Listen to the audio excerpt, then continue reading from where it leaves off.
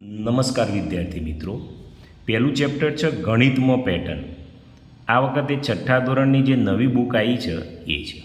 વિદ્યાર્થી મિત્રો, આ ચોપડીમાં સૌથી અઘરું ચેપ્ટર આ છે, કારણ કે પહેલાંના અભ્યાસક્રમમાં આવું ક્યારેય આવેલું નહોતું. હું સરસ મજાનું સમજાવીશ, ધ્યાનથી જુઓ, સમજો. આ ચેપ્ટરમાં ઉતાવળ કરવા જેવી નથી. સમજશો તો કોઈ પણ દાખલો તમને આવડશે, કારણ કે ગોખશો તો આવડવાનો નથી. એક વખત ટ્રાય કરો, કેવું છે એ જુઓ. ચલો આપણે જોઈએ ગણિત એ શું છે. અહીં આપેલું છે, આની જરૂર નથી એટલે હું તમને શીખવતો નથી. તમારે વાંચવું હોય તો વાંચો, નહીંતર રવા દો, એનો કોઈ મતલબ નથી. જે જરૂર છે એ જ હું સમજાવીશ, તમે તો જ મજા આવશે. પછી આ બધું જે આપેલું છે એનાથી મહત્ત્વ નથી. આપણો સ્ટાર્ટ થાય છે અહીંથી. જે જરૂરી છે એવું તમને સમજાવીશ. જુઓ, અહીં હું બીજી બોલ પેને લઈ લઉં. અહીં શું કહે છે? સંખ્યાઓમાં પેટર્ન. તો પેટર્નની વાત કરેલી છે એટલે આપણે આ બહુ અગત્યનું છે. સંખ્યાઓમાં પેટર્ન, આપણે સંખ્યાઓ જાણીએ છીએ. હવે શું કહે છે? ગણિતમાં જોવા મળતી પૂર્ણ સંખ્યાઓની પેટર્ન એ સૌથી મૂળભૂત પેટર્ન પૈકીની એક સંખ્યાઓની પેટર્ન છે. તો અહીં પૂર્ણ સંખ્યાઓની વાત કરેલી છે, અને પૂર્ણ સંખ્યા 0થી ચાલુ થાય. 0, 1, 2, 3, 4 તે ઇન્ફિનિટી. પરીક્ષામાં એમ પૂછાય કે સૌથી નાની પૂર્ણ સંખ્યા કઈ? તો 0. અને સૌથી મોટી પૂર્ણ સંખ્યા કઈ? તો ઇન્ફિનિટી હોય, એટલે મળે નહીં. એટલું તમારે યાદ રાખવાનું છે. બીજી, આ સંખ્યા સિદ્ધાંતની વ્યાખ્યા પરીક્ષામાં પૂછાય છે, એ પણ તમારે યાદ રાખવાની છે. ગણિતની જે શાખા પૂર્ણ સંખ્યાઓની પેટર્નનો અભ્યાસ કરે છે તેને સંખ્યા સિદ્ધાંત કહેવામાં આવે છે. આ વ્યાખ્યા તમારે સંખ્યા સિદ્ધાંતની યાદ રાખવાની છે. હવે સંખ્યા શ્રેણીઓ એ ગણિતશાસ્ત્રીઓ દ્વારા અભ્યાસ કરવામાં આવતી પેટર્નના સૌથી મૂળભૂત અને રસપ્રદ પ્રકારો પૈકીની છે. તો વિદ્યાર્થી મિત્રો, આપણે સંખ્યા શ્રેણી શીખીએ. જેને આ કોષ્ટક આવડી જાય ને વિદ્યાર્થી મિત્રો, એને બધું આવડી જશે. અને હું તમને પહેલાં કોષ્ટક સરસ મજાનું શીખવાડવાનો છું, એટલે બહુ ધ્યાનથી સમજજો.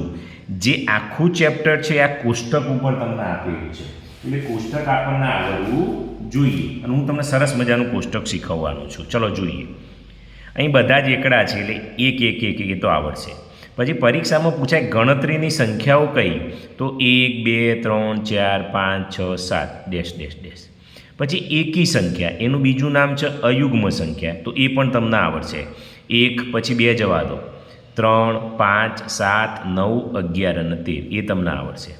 પછી બેકી સંખ્યા એટલે યુગ્મ સંખ્યા, તો એ આવડશે. 2, 4, 6, 8, 10, 12, 14 બેકી સંખ્યા. તમારે અહીંથી ત્રિકોણીય સંખ્યાથી 9 ચાલુ થાય, તો એ હું તમને સમજવા માગું છું. ત્રિકોણીય સંખ્યા શું છે? આ ગોખવાનું નથી. આ સંખ્યાઓ 1, 3, 6, 10, 15, 21, 28 ત્રિકોણીય સંખ્યાઓ છે. ગોખી દીધું તો નથી આવડવાનું. તો કઈ રીતે શોધાય? તો ત્રિકોણીય સંખ્યા છે એનું સૂત્ર છે. આ બહુ મહત્ત્વનું છે. કયું સૂત્ર છે? તો સૂત્ર હું લખું છું. સૂત્ર બરાબર આ તમને આવડવું જુઓ. n કૌંસમાં n વત્તા 1/2. આ સૂત્ર પાકું કરી દેવા. બરાબર છે. હવે આપણે સંખ્યાઓ શોધીએ. કઈ કઈ જમી જોજો.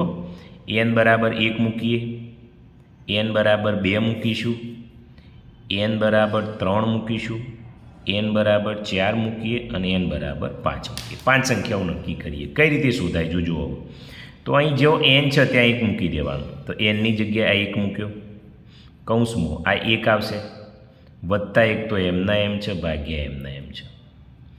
આવું જોઈએ. આ 1 એમના એમ, 1 ના 1 એટલે 2, નીચે 2 એમના એમ, 2 2 ઉડી ગયા એટલે પહેલી કઈ સંખ્યા આવી? 1 આવી. ચલો 2 મૂકીએ. અહીં nની જગ્યાએ 2 મૂકો, અહીં 2 મૂકો એટલે 2 વત્તા 1 3 ડાયરેક્ટ લખી દઉં છું. અને 2 એમના એમ, 2 2 ઉડી ગયા એટલે શું વધ્યું? 3 આવી. તો બીજી સંખ્યા કઈ આવી? 3 આવી.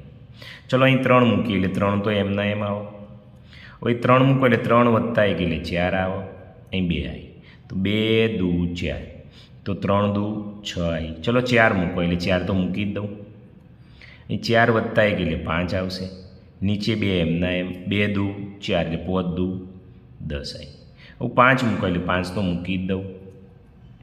પછી 5 વત્તા 1 એટલે કેટલા આવશે? 6 આવશે, ભાગ્યા 2. 2 તરી 6, 3 5 15. બરાબર. તો કઈ કઈ આવી? જો 1, 3, 6, 10, 15. તો 1, 3, 6, 10, 15. આ રીતે તમારે આવડવાનું છે. જુઓ અહીં જુઓ. 1, 3, 6, 10, 15, 21 અને 28. આપણે અહીં 6 મૂકીશું એટલે 21 આવશે, 7 મૂકીશું એટલે અલગ આવશે. એટલે જ્યારે પરીક્ષામાં તમને ત્રિકોણીય સંખ્યા પૂછો તો આ સૂત્ર યાદ રાખવાનું છે. સૂત્ર n કૌંસમાં n વત્તા 1/2. જો સૂત્ર યાદ નહીં રાખો અને ગોખશો તો હંમેશા આવડવાનું નથી. ઓકે, ચલો બીજી જોઈએ. ત્રિકોણીય સંખ્યા આપણે પૂરી થઈ ગઈ. બરાબર, આ રીતે યાદ રાખવાની. હવે ચોરસ સંખ્યા છે. ચોરસ સંખ્યા અથવા સ્ક્વેર સંખ્યા, તો એ કઈ રીતે યાદ રાખવાની? તો ચોરસ સંખ્યા એટલે શું? 1નો વર્ગ, પછી 2નો વર્ગ, 3નો વર્ગ, 4નો વર્ગ, 5નો વર્ગ, 6નો વર્ગ અને 7નો વર્ગ. એનું સૂત્ર કયું છે? તો nનો વર્ગ. n બદલવાના. જો 1નો વર્ગ 1 ગુણ્યા 1 એટલે 1, 2નો વર્ગ 2 ગુણ્યા 2 એટલે 4, 3નો વર્ગ 3 ગુણ્યા 3 એટલે 9, 4નો વર્ગ 4 ગુણ્યા 4 એટલે 16, 5નો વર્ગ 5 ગુણ્યા 5 એટલે 25, 6નો વર્ગ 6 ગુણ્યા 6 એટલે 36, 7નો વર્ગ 7 ગુણ્યા 7 એટલે 49. જુઓ, આપણે જોઈએ. જો ચોરસ 1, 4, 9, 16, 1, 4, 9, 16, 25, 36, 49, 25, 36, 49. આ રીતે નક્કી કરવાનું છે. એટલે ચોરસ સંખ્યા હોય સુધરી ગઈ. હવે ઘન સંખ્યાઓ હોય, જોજો. ઘન સંખ્યાઓ યાદ રાખવી હોય તો એનું એ સૂત્ર છે. કયું? જે ઘન છે તો ઘન કરી દેવાનું. જો 1નો ઘન, 2નો ઘન, 3નો ઘન, અહીં 4 આવશે, 4નો ઘન અને 5નો ઘન. ચલો 1નો ઘન એટલે 1નો 3 વર્ગ ગુણ્યા 1 એકા 1 2 દુ 4 દુ 8, 3 તરી 9 તરી 27, 4 ચોક 16 ચોક 64, પછી 25 પંચો 125. જુઓ 1, 8, 27, 64, 1, 8, 27, 64 અને 125. ઓકે, તો ઘન સંખ્યાઓ આ રીતે યાદ રાખવાની. બરાબર. હવે બીજી આવે છે વિરહક સંખ્યાઓ. બરાબર છે, અથવા આનું બીજું નામ છે ફિબોનાકી. કઈ? ફિબોનાકી સંખ્યાઓ. આના બે નામ છે. આ એકદમ ઇઝી છે, ગણતરી નથી કરવાની. જુઓ, પહેલાં 1 અને 2નો સરવાળો 3, 2 વત્તા 3નો સરવાળો 5, 3 વત્તા 5નો સરવાળો 8, 5 વત્તા 8નો સરવાળો 13, 8 વત્તા 13નો સરવાળો 21. એ રીતે તમારે યાદ રાખવાની છે. હવે 2ની ઘાત જુઓ, એ કઈ રીતે યાદ રાખવાની? 2ની ઘાત તો 2ની 0 ઘાત, 2ની 1 ઘાત, 2ની 2 ઘાત, 2ની 3 ઘાત, 2ની 4 ઘાત, 2ની 5. 2ની 0 ઘાત એટલે 1, 2ની 1 ઘાત એટલે 2, 2ની 2 ઘાત એટલે 4, 2ની 3 ઘાત એટલે 2 દુ 4 દુ 8, 2 દુ 4 દુ 8 દુ 16, 16 દુ 32. જુઓ 1, 2, 3, 5, 8, 1, 2 1, 2, 4, 8, 16, 1, 2, 4, 8, 16 અને 32 ને 64. તો આ રીતે યાદ રાખવાની. હવે છેલ્લી છે 3ની ઘાત. તો એ જ રીતે 3ની ઘાત, તો 3ની 0 ઘાત, 3ની 1 ઘાત, 3ની 2 ઘાત, 3ની 3 ઘાત, 3ની 4 ઘાત. હવે 3ની 0 ઘાત એટલે 1, 3ની 1 ઘાત એટલે 3, 3ની 2 ઘાત એટલે 3 તરી 9, 3 તરી 9 તરી 27, 81. તો આ રીતે જુઓ 1, 3, 9, 27, 81. બસ આટલું આવડે તો વિદ્યાર્થી મિત્રો તમને ઘણું આવડી ગયું એવું કહેવાશે. બરાબર છે? આટલું તમને આવડવું જુઓ. આ તમને ચોપડીમાં સૌથી મહત્ત્વનું આટલું છે, આટલી સંખ્યાઓ. પાછળ બીજી આવે છે એટલે હું તમને શીખવાડીશ, પણ આટલું આવડે એટલે તમને આવડવાનું છે. ઓકે વિદ્યાર્થી મિત્રો, તો આટલું તમારે શીખવાની બહુ જ જરૂર છે. આટલું તમે શીખો તો મોટાભાગનું આવડશે. આવું જોઈએ. ચલો આગળ. આ વિચારો અને શોધો. આ વિદ્યાર્થી મિત્રો એક જાતનો સ્વાધ્યાય થશે. શું થશે? સ્વાધ્યાય. જેમ જૂની ચોપડીઓમાં સ્વાધ્યાય આપતા હતા ને એ રીતે આ નવી બુકમાં સ્વાધ્યાય નથી, આ રીતનું છે. ચલો હવે શું કહે છે?